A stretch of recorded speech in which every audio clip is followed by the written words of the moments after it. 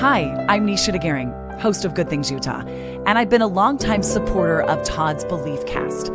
I hope you find inspiration in the courageous stories shared by the amazing people Todd features on his show. The guests serve as shoulders for us to stand on, allowing us to see a little further and cultivate belief in oneself. Remember, you have the dignity and power to change. I encourage you to keep striving and believing in yourself. Enjoy today's podcast. Welcome back, everybody. This is Todd Sylvester with the Todd Inspires Belief Cast. Thanks for tuning in. We have amazing guests on, as you well know, and I appreciate all your support and your belief in me. And I'm so grateful for all these people who are willing to come on my show and get vulnerable and share their amazing lives with us. And today's no different. Today we have Jensen. Allie, thanks for being here again. Thanks for having me. And I say again because you were on before, and it was amazing. You were in probably the height of a lot of pain and suffering, and we're going to talk about what that is here in a minute. But you are an inspiration to me and so many people. Thank you. You've been through so much. We can't even comprehend it, but I can't wait to have our listeners, get to know you a little bit more and to learn what's been going on over the last year or so. Yeah. I want to give a shout out to our sponsors, Elevate Wellness and Aesthetics, and Wasatch Recovery, Maury Nutrition, Thread Wallets, and then also the music you heard at the beginning and the end of this podcast is by my good friend Paul Cardall. He's an award-winning pianist and an amazing human being. Thank you for letting us use your music, Paul. I just can't thank you enough. So, Allie, thanks for being here, and I'm so glad you reached out, and I've been wondering how things have been going. I follow you on social media, and so I do kind of see the highs and the lows, but it's also hard to tell when you're just seeing you on social media. For sure, yeah. But for those who may not know, Allie, why don't you explain to us what you've been going through over the last couple of years, what's it called and all that stuff, and explain that for us. So I have multiple chronic illnesses, including vascular compressions, Ehlers-Danlos syndrome, mast cell activation syndrome, POTS, and then along with just like spinal cord issues, CSF fluid leaks, all of the above. Wow. And that is so much. If you could sum it up though, like what does that mean? Like, especially like the vascular compression's been the big thing, I think, right? Yes, yeah. So with Ehlers-Danlos, your connective tissue in your body just doesn't work. It's not structural, and it doesn't kind of hold your body in. So my body kind of gives out in ways like my veins will collapse, and you kind of have to surgically reconstruct them, move some organs around. And that goes along with like ribs popping out, joints popping out. Everything is just kind of loosey and goosey. Not exactly how it should be. Yeah, right. And again, very serious, by the way. I mean, how many surgeries have you been through? I've had over 10 plus like major surgeries and then like 60 or 70 procedures. Wow. Yeah, it's been kind of a lot. And did you go to Germany too? Yes, I've gone to Germany twice now. Yeah. Back in 2020 and then back in actually June of 23. So yeah, because there's a place that specializes in that.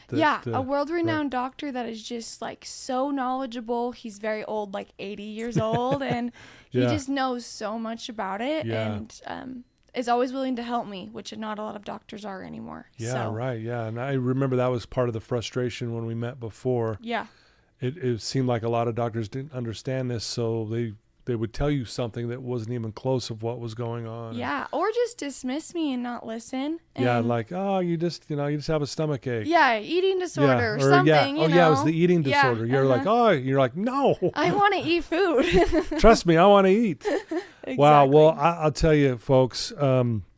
You look amazing today. Thank you. Yeah, no, you really do, and you always have a beautiful smile and a beautiful energy about you.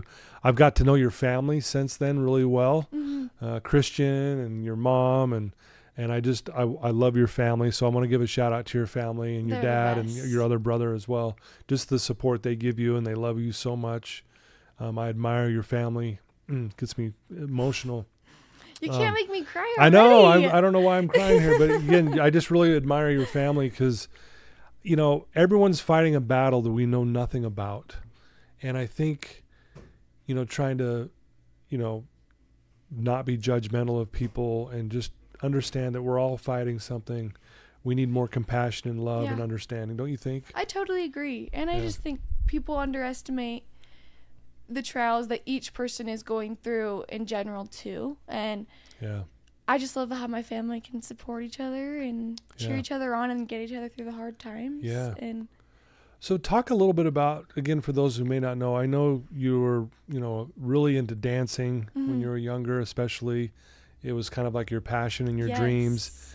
And you were really heavy into that. And then, you started having some health complications that kind of slowed you down. So honestly, when my mom and I really thought about it, I actually started seeing symptoms when I was about 8 or 9 because I started breaking my feet, which back then I was like, I dance a lot. Yeah. Dancers break feet. Dancers hurt. Like, Yeah. it was just known. My ballet teacher was like, you're meant to hurt. It's fine. And so I got surgery on my feet. I was always in boots. And then I still dance. Yeah. Like, I didn't care. I just would still dance. Yeah. And then I started feeling things more internally 11 years old. Mm-hmm. And that's kind of when, I started going down my journey a bit. And then around 13, 14, I had to start to reevaluate exactly what I'm doing and how I'm spending my time. I just started feeling worse and worse. And, I was so passionate about dance, but I had no choice but to eventually stop. And yeah, talk about that. Because again, my dream growing up was I wanted to be a basketball player. I mean, I wanted to play in the NBA and play in college and all that stuff. And when that got taken away because of choices I made, I did some things I shouldn't have been doing that led down to me losing all that. This wasn't a choice for you. It just, your body has this. Yeah. And so how did you handle that? Honestly, to this day, it's still so hard for me because I look back at pictures and videos of when I was younger and I'm like, oh my gosh, my life was so different. And I truly wonder where I would be at if none of this ever happened. But that's a hard thing to think. Yeah. And I have to kind of get out of that because I had no choice. You're right. It was like I was losing my identity.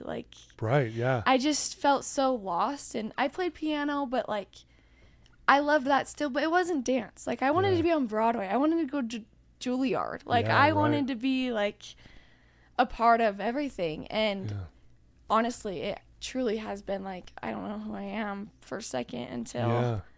Well, and again, I mean, you're always a very positive person, and I know you try, and I know you have your trials. I've seen you get really vulnerable on social media as well. Mm-hmm. I would imagine it was heart-wrenching, and I'm sure you had some dark moments realizing I'm going to have to stop dancing. Yeah, for sure. There was plenty of dark moments, and especially because since my diseases weren't well understood by anybody, and including my family, we had no idea what my diagnoses were at the time. Mm-hmm. Nobody knew what was going on, so they just nobody understood. And that made it a million times harder just because it just felt like I was leaving almost to leave, or, you want to get out of class, or so that made it even more frustrating because I couldn't be here's my illnesses and this is the reason why I need to stop. It was just I physically can't do it anymore. I don't know why or what I have or where I'm going to be or what I'm going to do, but I literally can't do it anymore. Yeah. Right. At all. Wow. So in those dark moments, especially in the beginning, how did you do to get through those? Was it just leaning on family at that time, or was it just... Definitely just leaning on family. I was getting to a point where I was having to go online school as well because I was feeling so sick and teachers weren't understanding, and I don't know, I didn't have a lot of friends to lean on, and they didn't understand kind of what I was going through, so I had no choice but to lean on my family. Yeah. And they're so amazing, and they were there for me every step of the way. And just heavily relying also on what can I do with my time besides something physical, at that time I was I want to graduate high school early, so I'm going to do it, and that's going to be my goal. And I did it. I graduated a year and a half early. So I just had to find something else to do with my time. Something to fight through that. Mm-hmm. Yeah. So tell us then. So I would imagine then purpose means a lot to you. Yes. So why is that important? I just feel like I need to have something that's like fulfilling me and giving me a little bit more of a drive to be here. I mean, I definitely do have a lot of dark days where, you know, I want to give up, or like, you know, I'm just like over the pain or over the heart of it all. And I'm just like, I don't know. I have to be able to take myself out of that and be like, okay, you can't change anything that you already went through. So let's figure out what we can do from here on out. And I just love to help people, advocate for people. And that's kind of where I've found my fulfillment of like, how can I help people now? Because my dance was taken away, you know, like I had to stop nursing school, you know. What can I do with what I have right now? And how can it help people from here on out? I love that. So like we've started a charity foundation of like, how can we raise money and give it help with research and doctors and, you know, trying to create a website that has like information on all these diseases, because there isn't still much out there, you know, to help people know where to go, what doctors to see. So like that's kind of how I've found fulfillment now. I love that. But yeah, it's huge in my life. I don't know what I would do without having like a purpose. Yeah, I heard a beautiful quote by Pablo Picasso that says, the meaning of life is to find your gift. The purpose in life is to give it away. That's amazing. That's true.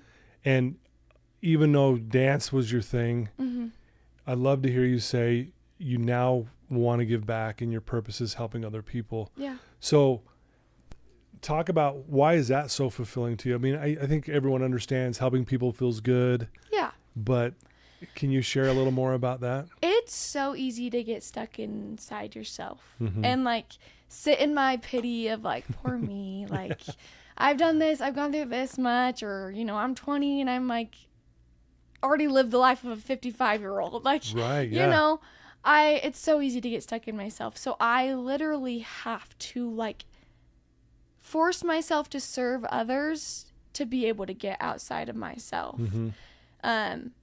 And it's so easy to get stuck in it. And there's times where I even have family members being like, get out of yourself, go do something for somebody. Like, you can sit in this forever and it's not healthy to. And I just feel like if I help others, I don't need to feel bad for myself. There's so many million other hard things that people are going through that are way worse, or people aren't functioning as well as I am, or, you know, like right now I'm able to eat and some people can't right now, you know, like it always can be worse.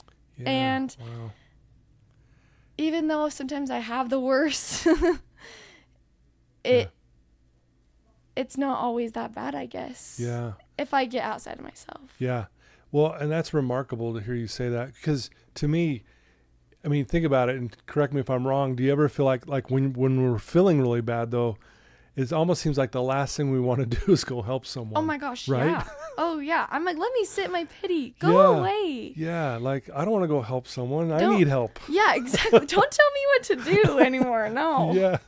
Yeah, I totally agree. I feel like that's like my boyfriend, he has to be like, use your tools. And it's the hardest thing in the moment, 1,000%. Like, you know, I've grown like this crippling PTSD, anxiety, you know, always just have this anxious mindset. And it is the hardest thing to use your tools and get outside of yourself in those moments. Speaking of that, what is your go-to tool, if you will, like in those moments? Like if you could pick one that this is the one that really helps me. So have you heard of EMDR therapy? Yeah, we do it here. It's amazing. Completely changed my life 1,000,000%. I love it. And there's just like a certain exercise, you know, you find 2 points, look left to right until your eyes like can't take it anymore. Blink 3 times and then you take 3 deep breaths. And you know, supposed to connect your left and right brain. I just do that until I calm down. Like that is the one exercise that has been monumental in my life and has changed everything. Just a little, I mean, that almost, people listen to this going, what? Yeah. It sounds fake and stupid. And like, you don't want to do it in those times, but it changes everything. Yeah. EMDR, we do that here with our, we do it obviously with a therapist in the room and that kind of thing. And I'm sure you've done that as well. but those are the kind of the tools. Hey, this is something you can do when you're not with someone, when you're struggling. Yeah. And for those listening, you're thinking, man, that sounds really strange. Yeah, it's a little strange, but it's remarkably powerful. I was going through something really difficult when my sister passed away, and I had a couple clients pass away as well, and I was really struggling. I did one EMDR session here with our therapist, Wendy, and I couldn't believe after one session of that, I felt amazing. Oh, yeah. It is. It was amazing. It's a night and day difference. Yeah. And I still actually go weekly, and I see a That's great. therapist through it. I'm so And glad. we work through, we go through all your trauma, and it's so hard, but it's like the most rewarding feeling ever. And if I don't work through my trauma, I just build, and like I break at some point and kind of get to my wits end. And your boyfriend's name again? Balin. Yeah, he's been what a amazing dude he is. He really he's been there is. since the beginning, correct? Yeah. I mean, we met each other when I was 15 and he was 16, and kind of hung out for a while, and then kind of fell apart. Joined back together 2 years later. Now we've been dating almost 3 years. So he's been amazing. Shout out to him, because he's been a huge support, and I know that. I mean, again, see him on social media with you, and he's just it's cool. The dedication he has towards me and my relationship, and just my health. He learns everything. I mean, like, he knows how to access my port. He knows how to set up fluids, do medication. Like, he literally is my nurse. Wow. Like, so many people on social media are like, he should go into health work, because he is so amazing. He really is. Yeah, and you're remarkable. I look at you, and I really do in your attitude. I mean, people watching you right now and listening to you would have no idea that you're struggling, because just the way your energy is, and I love that about you. Thank you. But also a huge shout out to Balin, because of that. That is what greatness looks like to me, is someone who's willing to, like, think about it. It would be easy to just kind of go, you know what, I'm going to move on because maybe this or that. Which has happened in the past. Yeah, but it just shows the heart this kid has. Oh, yeah. And he's been through so much himself. And I do believe that's why him and I connect so deeply. Is like, we've been through some very traumatic crap. And it's just been, it's been a crap show in our lives sometimes. And I think we've realized we have to see each other for who we are, and realize, like, our dedication and how much we love each other. Yeah. And it doesn't matter what I'm going through. It doesn't matter what he's going through. We're going to be there to support each other. Yeah. And I mean, like, to this day, makes every meal for me. He's amazing. Dude, like, he's awesome. Are you kidding me? Yeah. So I have, making food is the last thing I want to do. That sounds so stupid. Yeah. Standing up in the kitchen. Well, what a blessing for you to have that type of support. I mean, imagine if you didn't have that and you were alone. It's heartbreaking. What a difference that would make in your overall mental health. And so. Yeah. And back to, like, it's so easy for people to move on. And I always understood when people did, because, like, it's a hard situation to get. Sure. And, like, not a lot of people are going to get it. And that's okay. Not everybody's meant to deal with this sometimes. Yeah. And that's okay. Yeah. The question I have next, it's a hard question, because there's been many lessons I'm sure you've learned through this whole thing. Can you share a few of the bigger lessons that you've learned through this whole process of the struggle, finding new purpose, trying to be positive in dark moments, crying, being vulnerable, all the above? What are some of the biggest lessons you've learned, Allie? I do know that no matter what feeling I feel, I do have to feel it and sit in it first, and label it, because I can just sit there and be like, okay, I feel bad for myself. Okay, I know that it's because I have this going on. I can't eat because of this pain. I'm having anxiety about this procedure. Or if I just label it, I know, okay, I have a label on it. That's anxiety. That's fear. Now, how can I disconnect from that and move on and let it go? But I first have to really feel it. Maybe I cry a lot still. For example, like, my therapist, 10-minute timer a day, cry for 10 minutes. And then after your 10 minutes, move on, because you can't sit in that sorrow Right. like I talked about, it's just too heavy. So feel it. What she's saying is feel it. Feel it. Don't avoid it. Allow every it to second, be. and yeah. like think all the horrible thoughts, you know? Swear, do whatever you need to do, scream. I don't care, but like that, I feel like if you avoid the feeling, it'll eventually blow up. I bottle it up, and then I like explode, and it's like I can't take my pain anymore. I can't take my thoughts anymore. Yeah. Like I'm not okay.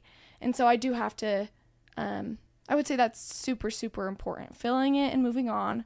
And then also, how can we find the silver lining of it all? Because my life, I feel like, is never, I mean, there's great accomplishments, but like there's always going to be some hardships in my life. I have chronic illnesses. They're chronic for a reason. That's never going to go away. Ever. And what can I do with that?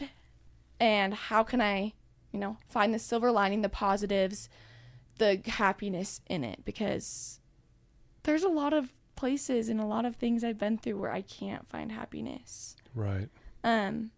So learning how to be positive and just changing your perspective on life is huge. Yeah. Very, very big. What do you think of this statement? I say this a lot, even on the podcast with my clients. We may even talked about this last time, but the statement of life happens for you. Oh my goodness. I think that's so true. I actually say this too. It doesn't happen to you. It happens for you. I feel like I could question all the time, why me? Like, why am I've had all this crap, you know, I'm 20, why?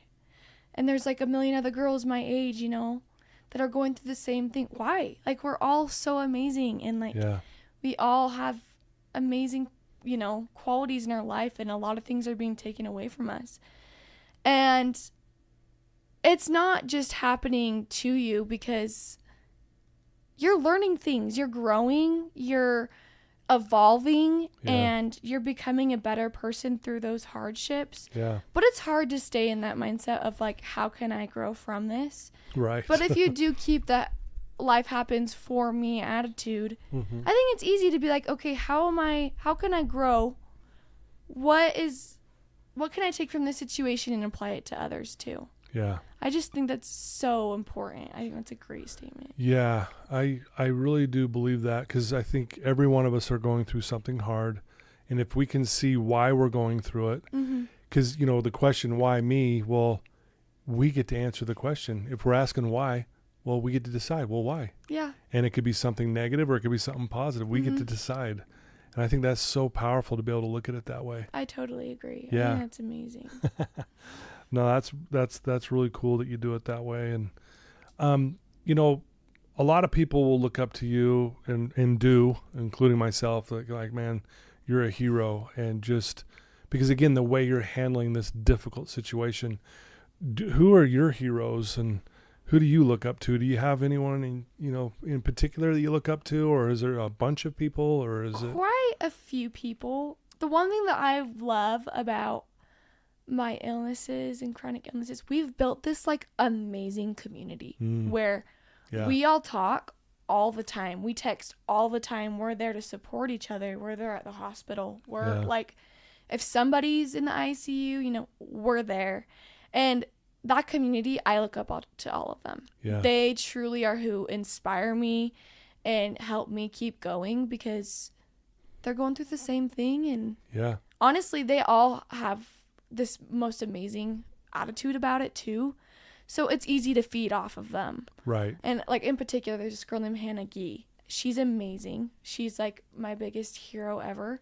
Yeah. She has suffered for way too long. I mean, right now, her dura she has no CSF fluid in her dura, so it's like sucked up into her spine. She can't sit up.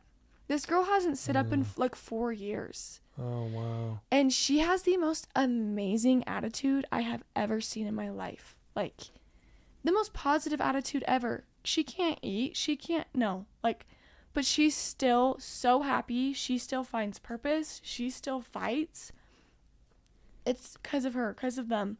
Yeah. They help me keep going. And also my parents, of course. Sure. Yeah. My parents are amazing, and I look up to them. They've showed me work ethic. They've showed me that you have to like they've been through a lot of crap themselves, and Yeah. they've passed a lot of lessons on to me. So I definitely look up to them a lot as well. Dang. You know, that's amazing. And obviously we talked about your boyfriend too. He's also one of those heroes, you know. Yeah, I can't think how people can do this. Like, it blows my mind. I had a girl on our show here on my podcast several years ago, Sarah Fry, and she had lost both her legs in a car accident. She was hit by a drunk driver, and I could not believe how positive she was. She was like, she was in the hospital learning. She was a cheerleader, but she was learning the cheers in her hospital bed. That's amazing. And with a smile. And I mean, this is just like right after it happened. Yeah. And I look at people like that, and I think people are astonishing. I agree. Right? I think people are amazing, and the perseverance people have is crazy. And you're that too, though. You're one of those Thank astonishing you. people. Thank you. Sometimes I feel like I don't give myself enough credit too. Yeah. Like I'm Yeah. like, I'm fine. Yeah, there's a quote, and I can't remember who exactly said this, but you have won battles that no one knows about.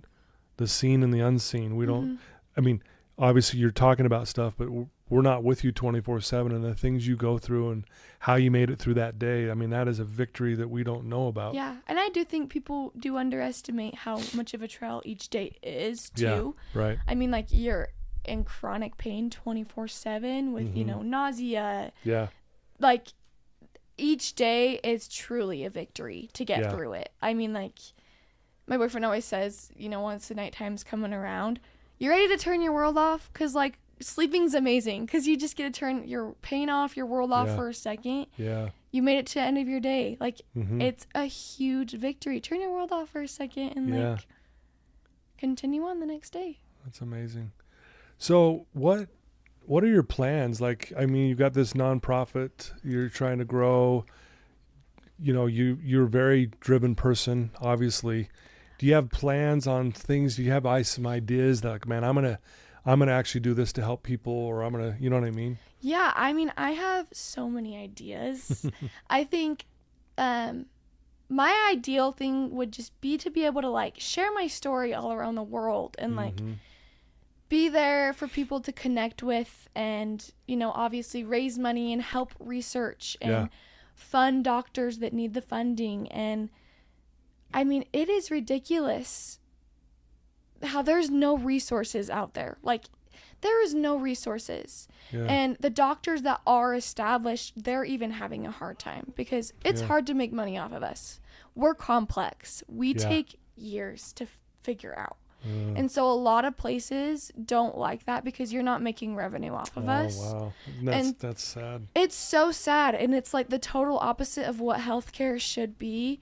And so I just want to help people who are struggling with that, have someone that people can go to and just share my story. Hopefully, like, I love to be on social media, be vulnerable, and, like, show your ins and outs of your lives of, like, hey, today I hate my life today, and, like, that's okay. And, like, sit in that feeling and then move on tomorrow. I just want to be able to, like, share. Yeah. Have you ever thought of writing a book? I have. I've also thought about starting, like, a YouTube too, and like doing a blog of my life every day, and, like, yeah, you should, because that would be a good way to reach out to the masses, right? You should do something. I mean, and I'm sure you'll figure all that out, but I've always a book's another great way to kind of get the message out, and it gives you some credibility and allows people to hire you, and you go. I mean, I could see you doing, like, speaking events and being keynote speakers and stuff. That would be, like, growing up. I just wanted to be a motivational speaker too. I was like, have you ever stood in front of a crowd and shared your story? No, I never have. That's surprising, because you're so confident. You're so it'd be a no-brainer. You would do it so easily. I would love to. I just feel like I've never been given the opportunity. Well, we're going to figure that out. I'm going to figure out an opportunity for you. It would be amazing. Like, that would be... Maybe I'll have you come speak here to the residents here. That would be so Would you be open to it? Yeah, of course. Okay. Of course. Yeah. I just feel like getting down on that road, Yeah. Absolutely. Starting that journey. Yeah, you get one under your belt, and then you go, oh, I can do this. Yeah. Yeah. Well, we're going to make that happen. That'd be so fun. Okay, I'd love we're going to make that happen. So, how is your faith just in, a higher power or God, or how has that helped you through this, or how's that been, I'm not going to lie, it's challenging. Yeah, I was going to say. It's so challenging. Just being like giving trial after trial, and you're getting knocked down one time after another. It's so challenging. Just to believe that, like there is a higher power in mind that's knows what I'm going through. But I have built this amazing faith of like, there is a God of like some kind of God, and he's helping me, and he's guiding me, and he does know a plan. And I can't question it, because I could sit there all day and question it. Sure. And I have been given so many opportunities where I have felt angels, and I have felt people literally like my last surgery, I like felt like God and my angels literally carried me through. Like, I remember telling my mom, like, I just remember going to surgery, and I felt like I had all my angels just around me, and like in this surgical room of like, we're gonna carry you, and we have you no matter what. Wow. And it's built this amazing faith of like, dang, there's no question there's something there, no question. I would have not gotten through anything that I've gotten through without it. I mean, wasn't one of those surgeries you had a chance of dying? It was a high chance. Two of them. So both in Germany back in 2020. I wasn't eating. I was so bad. Last options. Everybody was like, I just don't know what to do to help you.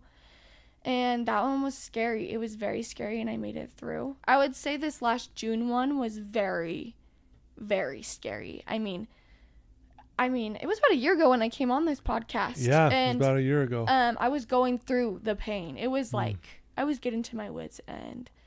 And I remember my doctor sitting down in his office being like, there's an 80% chance like you're going to pass, and I have to have you sign this contract. Oh, that's right. I remember.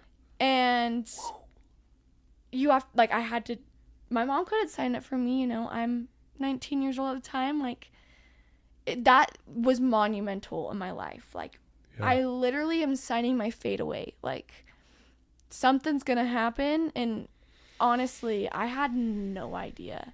Like, I remember calling my friends, my family, and just being like, I love you all. Like, I have to tell everybody I love you, because no matter, like, we don't know what's gonna happen, which was the scariest thing in the world. I can't imagine. So when they're putting you under, what was going through your mind? So I can't even imagine. The night before, you had to be admitted into the hospital in Germany, and that made it even worse, because you're sitting there in the hospital all night, like, just anticipating the surgery, and like, oh my gosh, it made it a million times worse. It was the busiest thing in my mind, but also I was spending every second intentionally talking to somebody that I loved. It was amazing. It just felt like I had like the most amazing support, and like this overwhelming feeling of like love and passion from everybody, and prayer and testimonies and faith, and like I mean, I had people from all different kinds of churches praying for me. I mean, people putting my names in temples, just everything. No matter what faith it was, people were giving their love and their faith and their thoughts towards me, and I felt it, like, and I believe that's what carried me through. Like, it was everybody's love and faith. So like, thinking back to that 24 hours before, it was amazing. Like, the most amazing feeling, honestly. Yeah. Honestly, not that scary. It felt more peaceful. Jeez. And it just goes to show you the power of connection, the power of community, the power of people sending their compassion, their love, their faith towards you. Yeah. And because words have energy, and you can feel it, right? And I love how, like, it didn't matter the faith, too. Like, no matter what, people, like, they threw it out there. Yeah. And that's all that mattered. Yeah. It was amazing. I think we're all so much more similar than we. I totally agree. I mean, I know there's certain religions and this, and I get all that, and we won't get into that, but I just think we're so much more similar than we are. It's I think sometimes silly that we have these different It's like, man, we're all connected on the level, because we all can understand love. We all can understand compassion. Because that's what you were getting. And also, like, the power of prayer, no matter what faith or anything, I think it's so amazing. Like, I believe that can help anybody, regardless of, you know, religions or beliefs or anything, or if you don't believe in anything. I still believe it can help you. Sure. I love power of prayer. Wow. I rely heavily on it for sure. Yeah, so you pray, you're a praying person? Yes, I just feel like I have to get by second. Yeah. Like sometimes I literally cannot think about like how I'm going to feel tonight. Like that's literally scary for me to think about. Yeah. And so I do have to like pray and talk to myself to get like, I just need to make it 10 minutes. I mean, the last couple weeks have been so hard. Sorry. But I've gone through it and I'm getting out of it and I'm okay. And power of prayer and getting second by second is just helping me a lot. Wow. It pulls me through for sure. Yeah, thanks for sharing that. That's powerful. You probably have to learn to be really present. Not try to let your mind wander to tonight even. Let it stay here. I have such a habit of being like future. Yeah. Like what's going to happen in the future. Yeah. I think, you know, like how long am I going to live? You know, like what's going to be like my life in a year? I can't think like that because I literally go down a spiral and I will not get myself out of it. Yeah. I have to figure out how to be present and how to like, honestly, I actually just shared this on social media. I just feel like people don't give their daily actions enough credit and people don't give themselves enough credit in life. Yeah. And each small win is like monumental. Like, and people always think that like success is an end result and like you only make it when you're there at the end. But no, you're making it every step of the way. Right. And it's huge how each step can be, it should be a big win, not a small thing. Yeah. And I have to rely heavy on that too because small wins are huge in my life, you know? I don't have to, like, I haven't been in a hospital in a couple weeks, you know? Huge. Yeah. Like, chalk that up for a win. Exactly. Yeah. Like, those totally. are huge monumental things. And I think everybody in their life needs to, like, think about that a little more. Give themselves more credit. Yeah, that's great advice. I think we're really hard on ourselves and we don't see these small victories, but yet they're big. You know, overall they're big.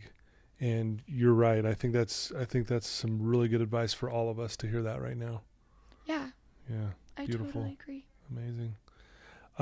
So what do you do from here? Like, do you have surgeries that you still have to go do? Or is it again, just a day by day thing like you're saying? So there is a little bit of a plan. Okay.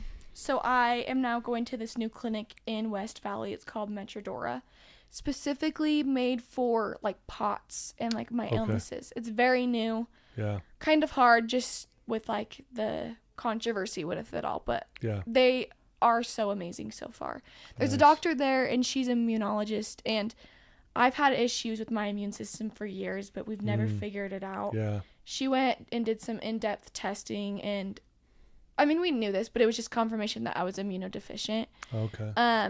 And all of my body's like just like attacking myself and you have mast cells and they're all attacking my respiratory system and my GI system, which brings pain and a lot of different other things. So we want to start IVIG, which is you just grab like a ton of antibodies from a lot of people's blood and it's a treatment that you do weekly for a while and then you go into monthly until you build your immune system back, which will be really amazing to me because I am very prone to infection, very prone. Yeah. I've been on antibiotics for years. For like, a long time. It's amazing how many infections I get. So to avoid that would be so cool. The IVIG will help. Yeah. And then just learning how to find pain management.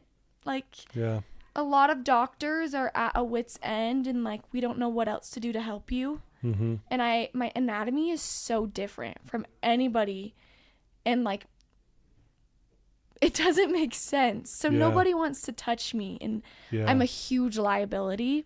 And I get it. Yeah. I totally get it. Right. But definitely makes it harder to find any type of intervention to help me. Yeah. I am to a point where like I have gotten so many surgeries that more surgeries is going to be harmful. I wouldn't have to do, like, it would have to be very, very like crucial for me. For you to have one. Yeah. Okay. So just managing pain and Wow. trying to just get by day. Yeah. Well, again, you're a true inspiration, and just your attitude's amazing.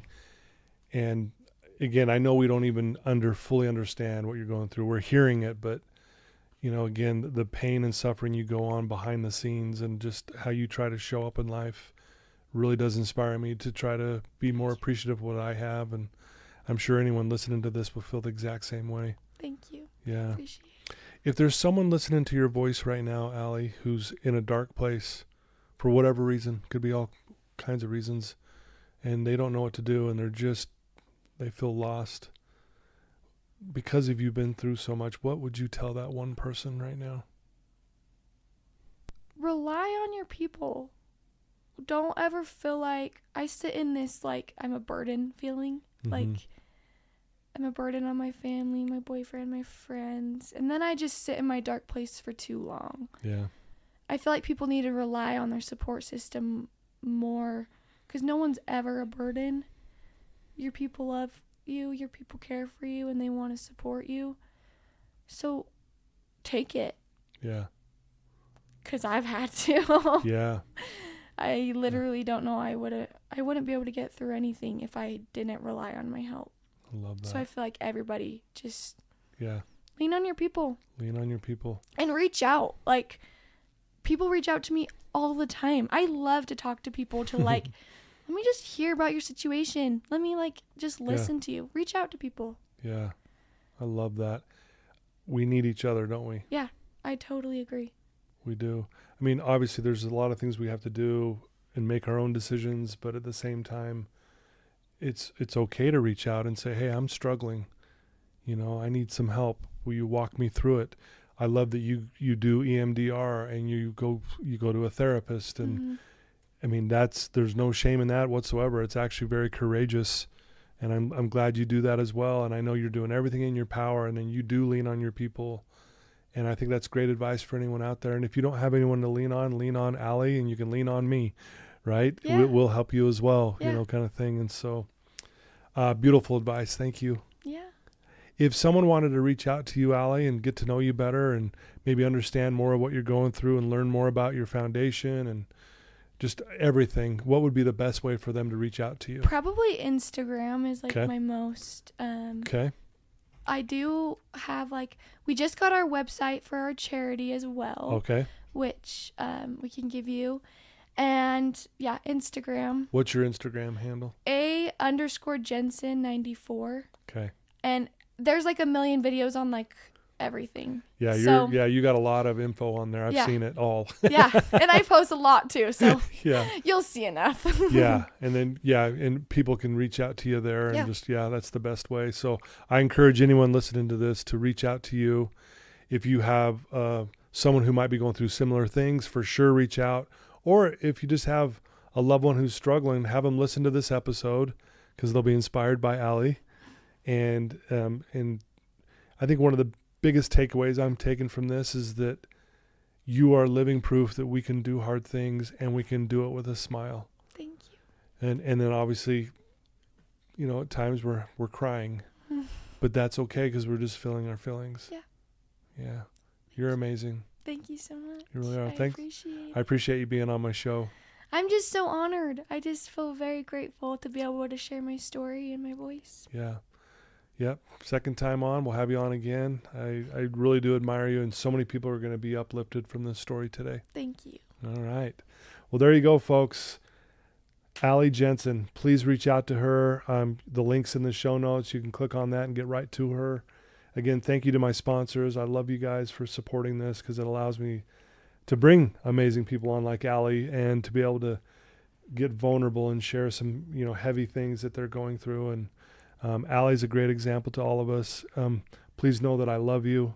If you're struggling, please, like Allie said, reach out to me or Allie or to someone that's close to you, your people, like she said. So don't do this alone, because you need us. We need each other, kind of thing. So love you guys. One last thank you to Allie. Thank you. Okay, we'll talk to you soon, and until next time, everybody. Sounds good. Okay.